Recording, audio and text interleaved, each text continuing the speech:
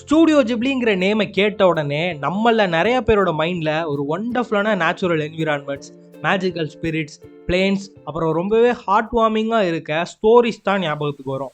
இந்த spirits, witches, அப்புறம் flying castles, இது எல்லாத்துக்கும் பின்னாடி இருக்கிற அந்த ஒரு இமேஜினேஷன் யாரோடதுன்னா ஹயாவோ மியாசாகி. 基本的に子どもたちにこの世は生きるに値するんだっていうことを伝えるのが自分たちの仕事の根幹になければいけないというふうに思ってきました。மியாசாகியும் அவரோட அந்த ஸ்டூடியோ ஜிப்ளியும் ஏன் இவ்வளோ ஸ்பெஷல்? அவங்க கிட்ட இருந்து வந்த ஃபிலிம்ஸ் ஏன் ஒரு மறக்க முடியாத மார்க்கை அனிமேஷன் வேர்ல்டில் மேக் பண்ணுச்சு? இவ்வளோ டேலண்ட் அண்ட் இமேஜினேஷன் இருக்க பர்சன் எதனால் அவங்க சீனியர்ஸால் வெறுக்கப்பட்டார்? இதெல்லாம் பற்றி தான் இந்த வீடியோவில் பார்க்க போகிறோம். So let's start the video.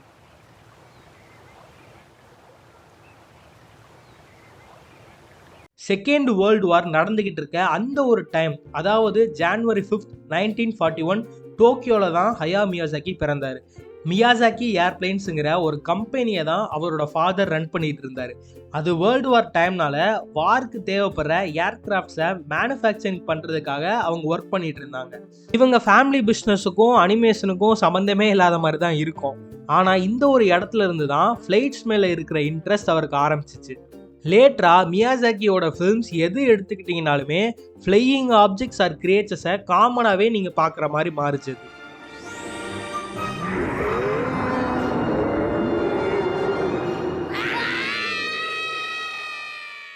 இந்த அனிமேஷன் இண்டஸ்ட்ரிக்கில் அவர் வந்ததுக்கு காரணமாக இருந்தது என்னன்னா மாங்கா தான்.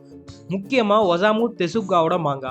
இந்த மாங்காங்கிறது என்னன்னா காமிக்ஸ், லைக் அனிமேஷனை அனிமின்னு கால் பண்ணுறோம்ல, அதே மாதிரி ஜாப்பனீஸ் காமிக்ஸை மாங்கான்னு கால் பண்ணுவாங்க. இவருக்கு ஒரு 6 வயசு இருக்கப்போவே இவரோட அம்மா டியூபர்குலோசிஸால் அஃபெக்ட் ஆகி பெட்ரிடன் ஆகிட்டாங்க. இவரோட ஃபாதர் கிட்டேயுமே இவருக்கு பெருசாக பாண்டிங் இல்லாமல் தான் இருக்குது. அந்த ஒரு சர்க்கம்ஸ்டன்ஸ்லேயே தான் அவர் வளர்ந்தார்.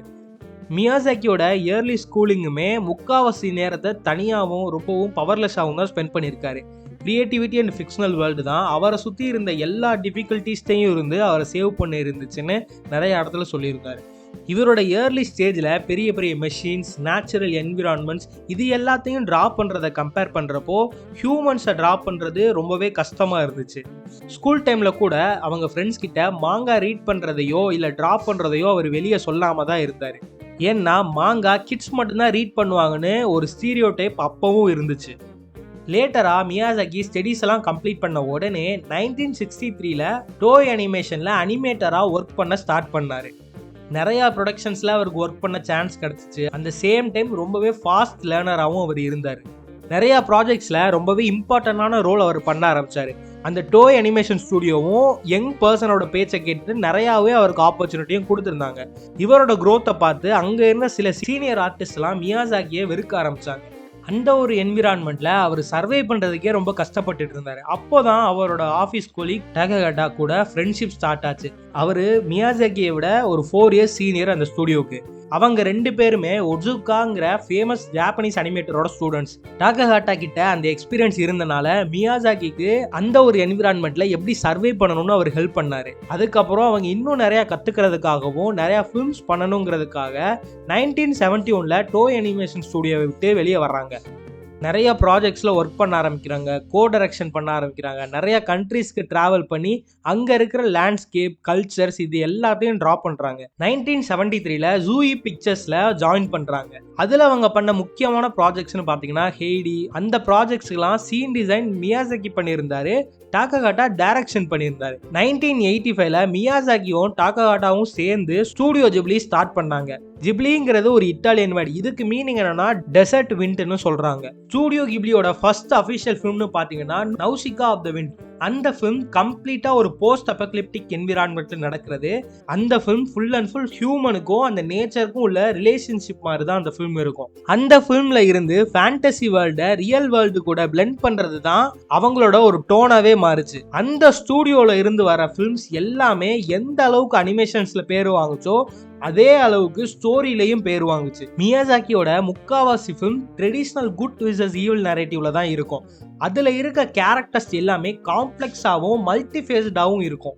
இப்போ ஒரு வில்லன் இருக்கான்னா அவனை ஒரு வில்லனா மட்டும் போர்ட்ரே பண்ணாம அவனை ஒரு ஹியூமனாகவும் அவன் எப்படி ஒரு பயத்தாலையும் மிஸ் அண்டர்ஸ்டாண்டிங்னாலையும் இப்படி ஆயிருக்கான்னு ஷோ பண்ற மாதிரி இருக்கும். பிரின்சஸ் மனோனோகிலாம் எடுத்துக்கிட்டோம்னா லேடி எபோசிய ஃபாரஸ்ட்டை எல்லாம் எக்ஸ்ப்ளாய்ட் பண்ற ஒரு ஆன்டகானிஸ்டா போர்ட்ரேட் பண்ணியிருப்பாங்க. அதே சேம் டைம்ல அந்த கேரக்டர் நிறைய கஷ்டப்படுறவங்களுக்கு ஜாப் ப்ரொவைட் பண்ற மாதிரியும் காட்டியிருப்பாங்க. மியாசாகி இதுதான் அந்த கேரக்டர்னு ஜட்ஜ் பண்ணியிருக்கவே மாட்டாரு, கம்ப்ளீட்டா அதை ஆடியன்ஸ் கிட்டே கொடுத்துருவாரு. ஸ்டூடியோ ஜிப்லி கிட்ட இருந்து வர ஃபிலிம்ஸோட இன்னொரு முக்கியமான கீ தீம் என்னன்னா நேச்சர் கூட கனெக்ட் ஆகுறது தான். மை நேபர் டோட்டோரோ, அப்புறம் நௌசிகா, இதெல்லாம் பார்க்குறப்போ நேச்சுரல் வேர்ல்டோட பியூட்டி அண்ட் பவர் நமக்கு தெரியும்.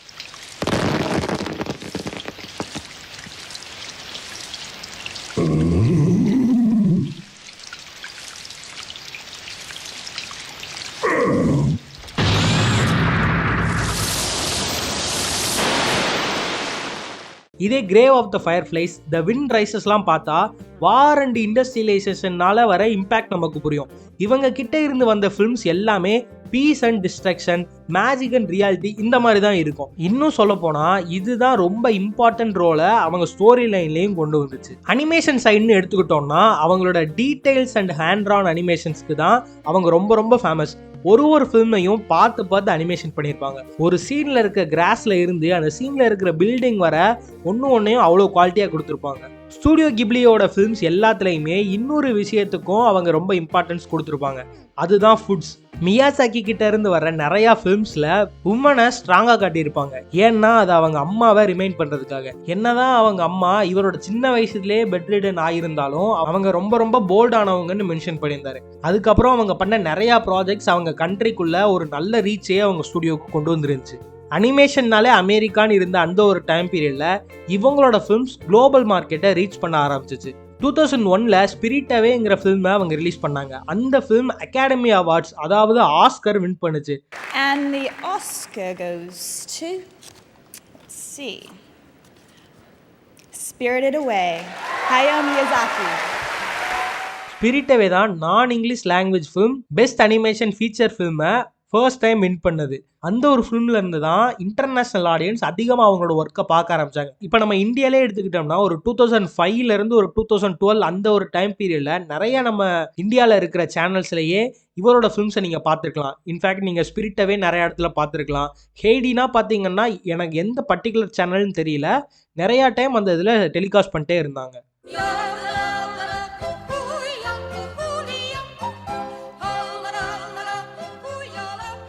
அதுக்கப்புறம் ஹவுல்ஸ் மூவிங் கேஸ்டல், பயோ, இதெல்லாம் ஒரு நல்ல ரெஸ்பான்ஸை அந்த ஸ்டூடியோவுக்கு கொண்டு வந்துருந்துச்சு. மியாசாகி கிட்ட இருந்தும் ஸ்டூடியோ ஜிப்லி கிட்ட இருந்தும் வந்த ஃபிலிம்ஸ் எல்லாமே வெறும் கிட்ஸ்க்காக மட்டும் இல்லாமல் எல்லா ஏஜஸ்க்கும் அப்ளை ஆகிற மாதிரி தான் இருந்துச்சு. எமோஷன்ஸ் இருக்கும், டார்க்னஸ் இருக்கும், ஹியூமர் இருக்கும், இந்த மாதிரி எல்லாமே அதில் இருந்துச்சு. மியாசாகி அவரோட ரிட்டையர்மெண்ட்டை ஒரு 2 to 3 டைம்ஸ் அனௌன்ஸ் பண்ணிட்டு அகெயின் அவரோட ஃபிலிம்ஸை மேக் பண்ணுறதை ஸ்டாப் பண்ண முடியாமல் திரும்ப ஃபிலிம்ஸ் மேக் பண்ணிட்டு தான் இருக்காரு. இமேஜினேஷனுக்கு ஏஜ் லிமிட் இல்லைங்கிறதுக்கு இவர் ஒரு நல்ல எக்ஸாம்பிள். 何度ももうやめるって今まで言って騒ぎを起こしてきた人間なのでどうせまただろうと思われてるんですけど、これは今回は、本気です。என்னதான் ரிட்டையர்மெண்ட் அனௌன்ஸ் பண்ணாலும் கொஞ்ச நாளைக்கு மேலே அவரால் ஃபிலிம்ஸ் மேக் பண்ணுறதை ஸ்டாப் பண்ண முடியல. அவர் கூட ஒர்க் பண்ண நிறைய பேர் இவரோட கிரியேட்டிவிட்டி அண்ட் இமேஜினேஷனை பார்த்து ரொம்பவே ஆச்சரியப்பட்டிருக்காங்க. அதே மாதிரி இவர் ஒரு ஒர்க்ஹாலிக் பர்சன்னு நிறைய இடத்துல சொல்லியிருக்காங்க. ஒர்க்குக்கு ரொம்ப இம்பார்ட்டன்ஸ் கொடுப்பாராம். இப்போ லாஸ்ட்டாக 2023ல கூட ஹவு டு யூ லிவ்னு ஒரு ஃபிலிம் ரிலீஸ் பண்ணாங்க. ஸோ இன்னுமே இவர் ஃபிலிம்ஸ் பண்ணிட்டு தான் இருக்காரு. ஈவன் மியாசாகி ரிட்டையர் ஆனாலுமே ஸ்டூடியோ கிப்லிக்கு ஒரு பிரைட்டான ஃபியூச்சர் இருக்கு. ஏன்னா நிறைய டேலண்டடான ஆர்டிஸ்ட் அங்கே இருக்காங்க. மியாசாகி கிட்ட இருந்தோம் ஸ்டூடியோ கிப்லி கிட்ட இருந்தோம் நமக்கு நிறைய ஃபிலிம்ஸ் கிடைச்சிருக்குன்னு சொல்றதை விட ரியாலிட்டியில இருந்து எஸ்கேப் ஆகிறதுக்கு நிறைய வேர்ல்ட்ஸ் கிடைச்சிருக்குன்னு சொல்லலாம். அவங்க வச்ச ஒரு மார்க் தான் அனிமேஷனுக்கு ஏஜ் லிமிட்டே இல்லைன்னு புரிய வச்சுச்சு. ஜஸ்ட் ஒரு இமேஜினேஷனை மட்டும் வச்சு ஸ்டார்ட் பண்ண அந்த ஒரு சின்ன பையனால ஜாப்பனீஸ் அனிமேஷனுக்கு ஒரு ட்ரேட்மார்க்கே செட் பண்ண முடிஞ்சிச்சுன்னா நீங்களும் கன்சிஸ்டண்டா இருந்தீங்கன்னா உங்களாலையும் நிறைய அச்சீவ் பண்ண முடியும். இந்த மாதிரி விஎஃப்எக்ஸ் அண்ட் ஃபிலிம் இண்டஸ்ட்ரியில இருக்கிற பர்சன் பத்தி நீங்க தெரிஞ்சுக்கணும்னு நினைச்சீங்கன்னா மறக்காம கமெண்ட் பண்ணுங்க, நான் அதை பத்தி கவர் பண்றேன். சேனலுக்கு புதுசா இருந்தீங்கன்னா மறக்காம சேனலை சப்ஸ்கிரைப் பண்ணி வச்சுக்கோங்க. அப்போதான் நான் போடுற வீடியோ எல்லாமே உங்களுக்கு ரீச் ஆகும். அடுத்த வீடியோல பார்க்கலாம். Cheers.